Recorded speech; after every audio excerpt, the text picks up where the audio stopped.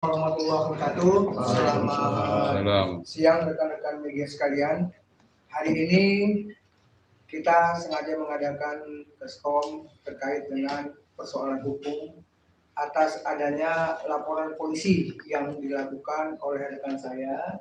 Dalam hal ini adalah Dr. Ikhwanuddin Simatupang, SHMHum dari sebelah saya, dan saya dituntut sebagai koordinator pengacara yang mendampingi laporan polisi sampai dengan upaya kejaksaan sampai dengan pengadilan.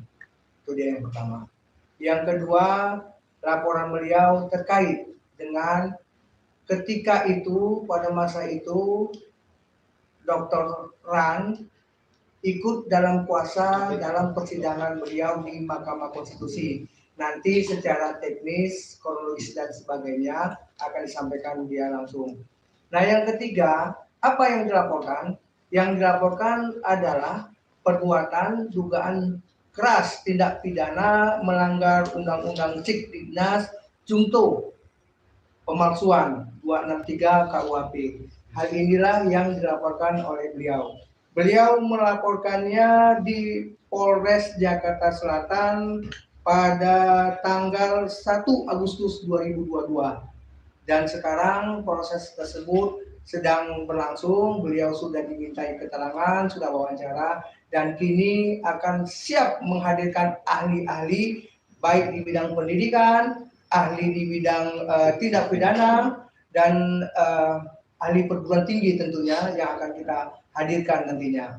Untuk itu, untuk memahami tentang kronologisnya, langsung Abang Dr. Ikhwanuddin Simatupang, SHMHum yang akan menjelaskan kronologisnya. Silakan. Terima kasih rekan-rekannya.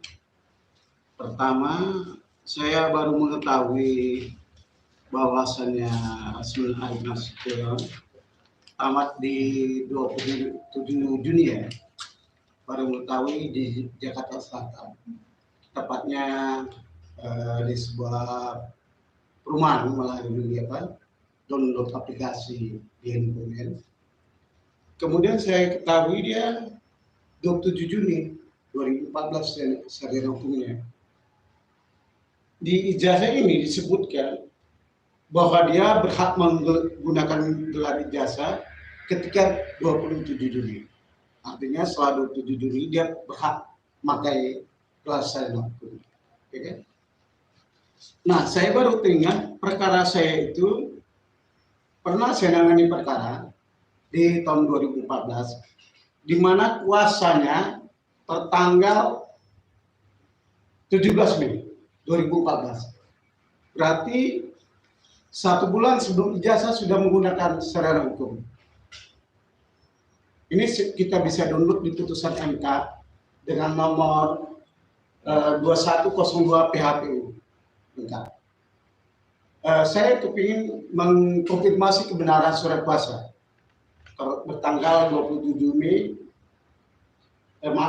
bertanggal 17 Mei 2014. Saya konfirmasi. Nah, melalui, saya tidak sebut namanya, nama instansi yang mengeluarkan. Cuma ini saya dapat dari melalui prosedur resmi yang diatur di negara kita juga. Saya mendapatkan kuasa dengan format kuasa Ibu Sujana. Dia menggunakan gelar sarjana hukum. Terkonfirmasi benar tanggal 17 Mei 2014. Jadi putusan DPD yang saya sampaikan tadi di MK terkonfirmasi dengan surat kuasa. Baik. Yang permasalahan pertama, dia menggunakan gelar akademik belum pada waktunya. Sehingga menurut saya dia melanggar pasal 69 Undang-Undang Sikdiknas pada menggunakan gelar akademik. Saya punya kewajiban untuk melaporkan ini karena di dalam putusan DPD ini saya juga terlibat sini.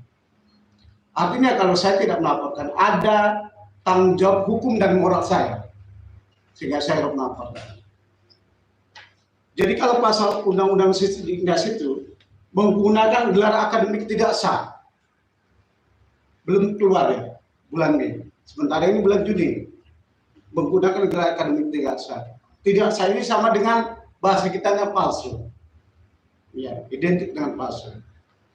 Saya gunakan juga dia melanggar pasal 263 karena penggunaan ijazah palsu KUH pidana. Memalsukan surat atau membuat surat palsu.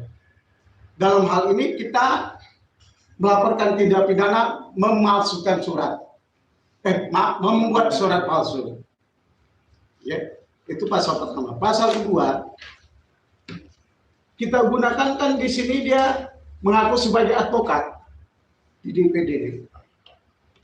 Karena berdasarkan surat kuasa unsur disebutkan ini advokat. Di kuasanya pun adalah advokat.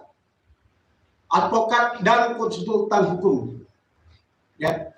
Kalau advokat atau konsultan hukum, dia bisa berkilah. Advokat dan konsultan hukum. Sehingga ini mengaku sebagai advokat. Sarjana dia belum lulus. Bagaimana menggunakan profesi advokat? Saya tidak yakin dengan ini kan masih banyak penafsiran. Betul nggak advokat atau konsultan hukum? Saya temukan juga bukti bahwa dia menggunakan atribut advokat pada kasus yang lama. Sehingga terkonfirmasi surat kuasa dan putusan DPD, dia mengaku advokat sebelum sarjana hukum. Sehingga Undang-Undang Sidiknas selain gelar dan profesi juga pelanggaran pemalsuan surat di surat kuasa pasal 263 KUHP. Di mana kita ketahui kalau kita buka undang-undang nomor undang-undang advokat ya, advokat itu adalah seorang yang berprofesi memberi jasa hukum. Jadi pasal 69 undang-undang Sidiknas terpenuhi unsurnya menurut kita ya. Kemudian pasal 3 undang-undang advokat jelas sekali disebutkan syarat menjadi advokat itu ada berijazah sarjana hukum. Itu pasal 3 ayat 1 huruf E. Jadi tidak bisa mendalilkannya menggunakan tanda kelulusan karena jelas sekali terang benderang ya berijazah sarjana hukum. Ya kan? Kemudian di pasal 4 sebelum menjalani profesinya advokat wajib bersumpah menurut agamanya. Sebelumnya kita garis bawahi sebelum. Jadi dia kita dapat peroleh disumpah sebagai advokat pada bulan November 2015. Ya. Ini sudah kita tanyakan ke Pengadilan Tinggi Ambon. Jadi kita tetap menelusuri. Ada jawaban dari Pengadilan Tinggi Ambon bahwa ini menurut Pengadilan Tinggi Ambon benar. Kalau ini dianggap benar, ya berarti dia baru advokat tahun 2015. Sementara dalam putusan DPD ini kuasanya di 2014 dia mengaku sebagai advokat. Sebagaimana yang kami tampilkan. Ini video ya. Ini ada keterangan dan bentuk video. Karena untuk mempermudah kita, maka kita gambar. Jadi ada dua. Pertama dia menggunakan gelar akademik. Kedua dia mengaku sebagai advokat. Padahal belum masanya dia menggunakan itu. Karena dia belum lulus dan belum pernah disumpah sebagai advokat. Sehingga menurut kita ini adalah pelanggaran pasal 69 KUH pidana dan pasal 69 Undang-Undang Sidiknas dan pasal 263 KUH pidana. Menurut kita ini bukti-bukti ini yang sederhana dan sudah lengkap. Saya pikir Polres Jakarta Selatan dapat menindaklanjuti segera. Kenapa kita laporkan ke Jakarta Selatan? Karena surat kuasa yang ditandatangani ini adalah Jakarta. Jakarta ini ada Jakarta Timur, Jakarta Utara, Jakarta Barat, ya kan? Kemudian kita tinggal di Jakarta Selatan. Kemudian kita upload ijazahnya juga di Jakarta Selatan. Kita ketahui ini di Jakarta Selatan. Ya, jadi alasan kita melapor ke Polres Jaksel adalah demikian. Terima kasih. Bang, kejadiannya seperti apa sih ketika penuntut mengajukan sebagai rekan sejawat ya? Oh ya. Waktu mendampingi kasus klien Ya. sendiri. Jadi pertama kali saya kuasa hukum Dr. Andus Haji Saiful Mahyaban, almarhum Sariful Mahyaban. Ya. Kemudian klien saya Haji Sariful Mahyaban menyatakan ada orang mau masuk ke kuasa kedua, yaitu dari kelompok Rasman Arif dan Bang Egi. Saya pikir kalau kuasa jasa kuasa saya nggak dipotong ya atau berkurang, masalah bagi saya karena mungkin ada rezeki orang. Saya pada saat itu tidak mengetahui ijazah dia SK bulan Juni baru atau di BAS perintah acara sumpah sudah ada atau belum. Saya nggak pernah tahu tuh. Bagi saya yang nggak ada masalah lah. Kalau bertambah tenaga berarti bertambah menyelesaikan masalah ini makin mudah. Rupanya pun pada persidangan itu menjadi sulit karena saya mintakan masukan bukti untuk perkara DPD ini tidak dimaterai, sehingga jam 12 malam hakim MK itu memulangkan bukti-bukti yang harus kami masuki jam 7 pagi. Jadi pekerjaan saya tambah berat saat itu. Tapi nggak saya masalahkan. Saya pikir dia masih tetap advokat, ya kan, dan sarjana hukum. Ya, saya nggak masalah waktu itu. Jadi saya kerjakan bersama tim saya. Kalau kerugian kita ada saat itu. Kerugiannya sendiri apa Bang? Dari Abang sendiri? Kerugian pekerjaan itu memang kan. Karena buat materai kita harus beli materai. Ya kan? Tanggung jawab kita kan bagi tugas kan. Saya telah masukkan bukti. Beliau katanya berencana akan masukkan bukti. Nah, yang ketika bukti kedua dimasukkan itu tanggung jawab dia. Baik kopi menggandakan pemateraian kan begitu. Tenaga yang digunakan dari dia karena domisili saya di Medan. Ya, selesai kembali sidang, ternyata bukti itu dipulangkan. Jadi saya malam itu harus menagihkan bukti namanya, mengantarkan bukti. Kalau mengantarkan bukti kan berkas bukti kan harus dibuka semua, dijilid ulang. Oke, itu kan perlu penggandaan. Ketika penggandaan berkas yang banyak, tentu kan ada tenaga yang diperlukan untuk satu orang nggak bisa. Jadi kerugian saya kalau materi pemateraian, penggandaan dan tenaga untuk memperbaiki bukti-bukti itu dan harus segera karena pagi harus disampaikan. Insya Allah pada malam hari itu telah kami masukkan kembali, nggak sampai pagi. Kejadiannya tahun 2014. Bulan kalau sekitar bulan Mei ya. Bulan Mei sampai Juni ya. Bulan Mei sampai Juni 2014. Ya. Berarti ini maksudnya klien Abang direbut sama Rasman gitu ya Bang? Saya bukan mempermasalahkan direbut ya. Walaupun saya nggak bisa membantah pernyataan Anda kan. Ya kan? Tapi saya tidak mempermasalahkan. Saya permasalahkan, saya ketahui ini 2000 baru sekarang Juli. Kalau saya tidak bertindak, berarti saya ikut serta dalam putusan ini. Karena undang-undang dikasih semua orang boleh lapor, bukan delik aduan.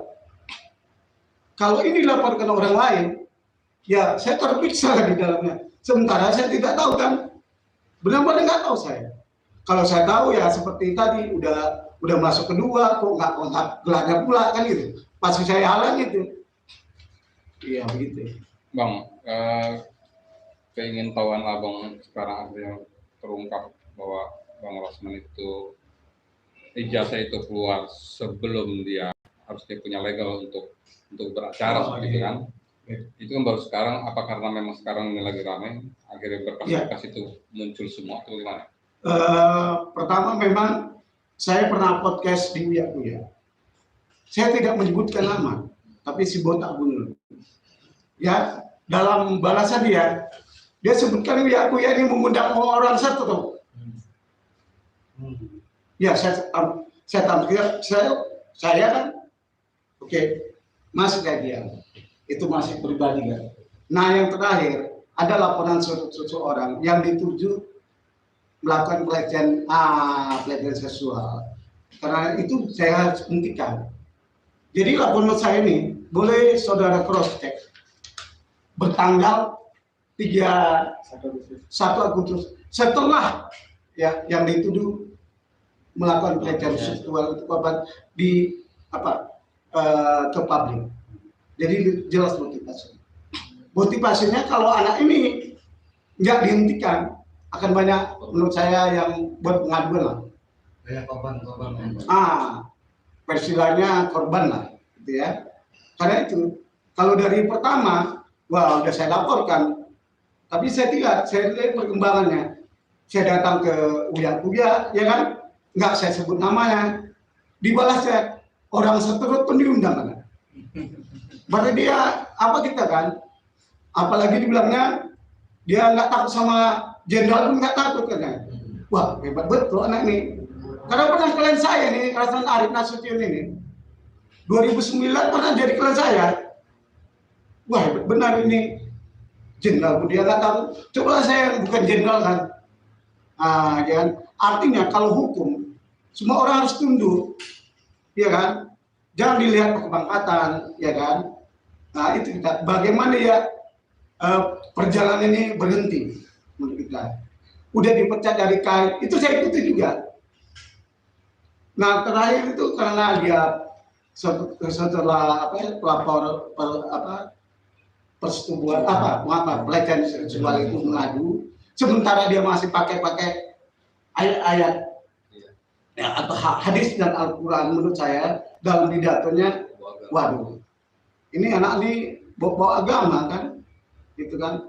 Jadi motivasi saya untuk kepentingan hukum, ya undang-undang Sidiknas, dan juga untuk kepentingan agama yang saya anut, Islam. Saya mau menyampaikan, kalaupun ada tuduhan seperti itu, tidak semua orang Muslim seperti itu. Dan saya adalah advokat. Ini jadi ancaman bagi advokat lain. Kalau tuduhan-tuduhan itu betul, tidak semua advokat seperti dia, ya kan? Demikian mungkin motivasi. Mungkin menanggapinya seperti apa nih dengan barunya dilaporkannya ini? Baik, pertama perlu kita pahami bahwa laporan ini tidak hanya bertitik tolak sarjana dia menggunakan ijazah palsu, tetapi adalah kondisi di mana dia menggunakan gelar yang belum saatnya dia gunakan gelar. Itu dia yang membedakan dengan laporan lainnya. Dia menggunakan gelar. Dalam apa? Dalam konteks peradilan, di mana dalam undang-undang advokat itu harus memiliki ijazah sarjana hukum. Itu jelas. Tidak boleh ditafsirkan saya doktor, saya master. Tidak. Yang diinginkan, yang disyaratkan oleh undang-undang adalah ijazah sarjana hukum. Nah, kembali ke perkara Bang Iqbal ini yang kita laporkan adalah terkait dengan menggunakan ijazah itu. Apa dia? Sarjana hukum. Ini dia kuasa. Ini fakta yang tidak bisa dikesampingkan. Tertulis di sini yang bersangkutan ini dia sarjana hukum. Yang lainnya terserah. Tapi untuk advokat ini dia. Itu yang pertama yang menjadi persoalan kita. Yang kedua, apa yang dilaporkan Undang-Undang Sidiknas yang ancamannya itu 6 tahun. Ditambah lagi menggunakan pasal 263 KUH pidana. Nah, kenapa Abang ini melapor? Supaya dalam pasal itu ada yang menggunakan, membuat, menyuruh. Ini ada 3. Jangan sampai beliau ikut serta di 5-5-nya. Yaitu menyuruhnya ketika itu udah kamu buat sarjana hukum, yang penting kita bersidang. Atau apa semua ini. Dalam kerangka itulah dia membuktikan dalam bentuk laporan polisi. Agar publik memahami bahwa tindakan dia itu tindakan diri dia sendiri menggunakan kita sebagai pejuang keadilan di Mahkamah Konstitusi ketika itu. Itu dia yang paling poinnya. Yang kedua, ini tidak ada keterkaitan pansos. Ini mau membuktikan kepada masyarakat atas image tentang advokat. 3 bulan terakhir ini sangat luar biasa, advokat itu tahunya kaya, hebat, kanan kiri perempuan, ya kan, berbaju yang sangat apa semua, sehingga apa sebenarnya itu advokat udah hampir hilang.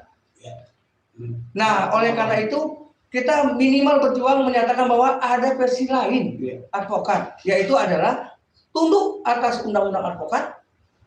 Ketika di pengadilan tunduk atas hukum acara. Yang ketiga, memberi pengetahuan baik kepada klien maupun pada masyarakat. Kenapa? Kita ini advokat, ada tanggung jawab vertikal dan horizontal.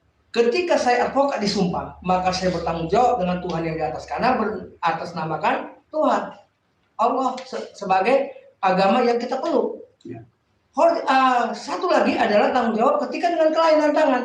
Hakikat sebuah tanda tangan kuasa adalah menyerahkan harapannya, menyerahkan perjuangan hukumnya, menyerahkan bagaimana keadilannya itu kepada advokat, sehingga dia juga bertanggung jawab secara profesi kepada kliennya. Nah, memaknai inilah kami akhirnya berkesepakatan, ya udah, untuk efek jerah, untuk tidak terulang lagi, untuk tidak menambah korban, untuk meluruskan nilai-nilai perjuangan advokat, maka Bang Dr. Ikhwanuddin Simatupang ini melakukan laporan polisi di Polres Jakarta Selatan. Sudah tanggal 1 Agustus 2022. Bang Denny, artinya ketika Bang Ikhwan tadinya tidak melaporkan, kan ada dalam sebuah tim itu kan, dalam sebuah tim, maka orang-orang di tim itu akan kena sebuah. Ketika ada yang melaporkan, bisa orang lain menafsirkan hal yang sama. Ya, makanya betul. Kenapa? Kan ini ada nama semua. Ya. Seharusnya kalau secara pengetahuan awam, bahwasanya orang yang tangani kan saling tahu, saling mengenal, karena teamwork. Iya kan? Apalagi sama-sama asal sumut ketika di Sumatera Utara. Nah, artinya satu klien ya. Betul, terhadap pembela satu orang klien ini. Artinya ini kan bisa bersama-sama, bisa sendiri-sendiri, bisa ngambil peranan, bisa juga dia yang menyuruhkan, dia otaknya. Udahlah, ente buat aja situ sarjana hukum, siapa sih yang meriksa? Kan banyak. Makanya dalam rangka itulah perlu pembuktian yang dilakukan beliau. Ini dari mana semua dapat? Begitu ada niatan untuk melaporkan, maka beliau seorang advokat melakukan investigasi. Ya, benar. Saya dulu dengan itu. Iya. Investigasi inilah akhirnya mendapatkan data-data ini. Sampai kuasa yang 2014 tadi mana aja bisa hadir. Nah, itu dia. 2014 ini kan kalau kekuatan bukti Bang Ikhwan adalah yang utama. Karena di situ digunakannya gelar sarjana hukumnya. Seperti itu dia. Dan kemudian karena lawan Rasman ini kan banyak yang berseteru dengan dia. Jadi kekhawatiran kita akan putusan ini bertambah. Bisa saja lawan-lawannya itu akan cari di mana kelemahannya.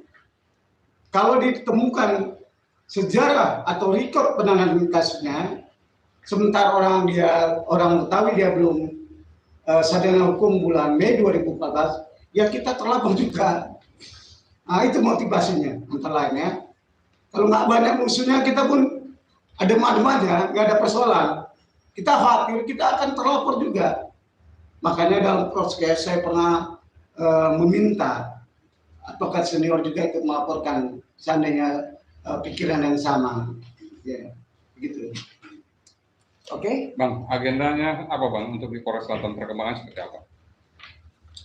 Ya, beliau sudah Panggil, BAP, sudah semua berapa saksi. Sekarang kita lagi mencari saksi-saksi ahli tadi. Ada beberapa yang sudah terkonfirmasi, ada yang sedang dijadwalkan. Sehingga harapan kita begitu ini nanti full, maka kita berharap status dari proses sidik menjadi sidik dan akhirnya ditemukanlah tindak pidana ini siapa tersangkanya seperti itu. Dan saya telah menghubungi pakar ahli pidana dari Jakarta. Dia udah bersedia.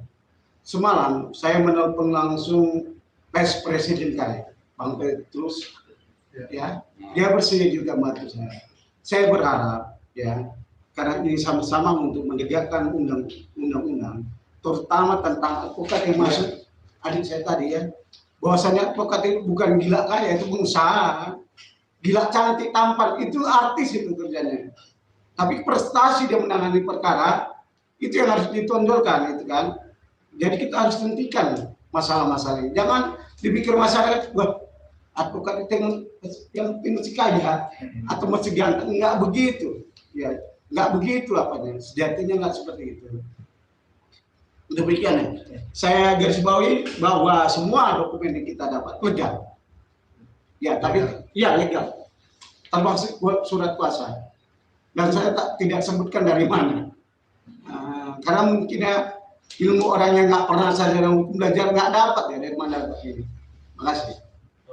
Memang bisa ditunjukin video waktu sidang MK. Oh, lainnya aja.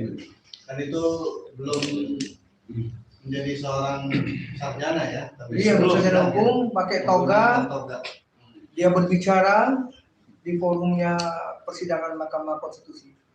dan ada komentar Hamdan Pak bahwa advokat harus pakai toga, berarti dia advokat nggak Pak? Ada di rekaman kita. Simbol-simbol itu dia bilang, nggak apa-apa, balikan aja. Baik, Abang pegang aja, abang pegang itu. ditaruh tengah aja. Suaranya kemana? Nah, Kelihatan nggak? Ya. Audionya? Audionya kecil.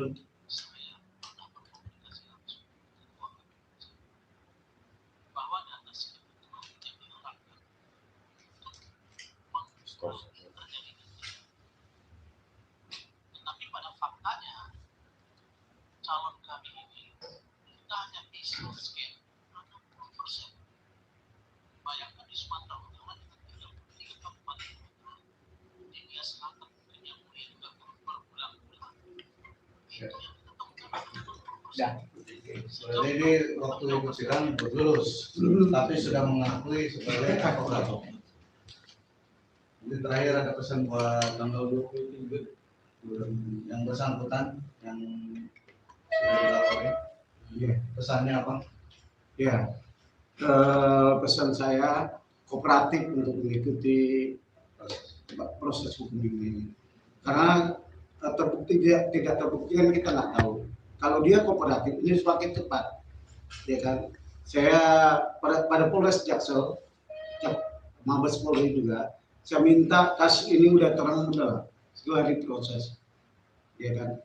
Kalau ahli-ahli itu menurut saya cuma pelengkap. Tapi kalau dokumen ini kan hal yang tidak bisa terbantahkan kan, demikian. Oke. Oke. Ini mau diambil shot. Laporan aja, laporan. Bang ini obrolan aja nih Bang, mantap kan masih ada. Ngobrol lah.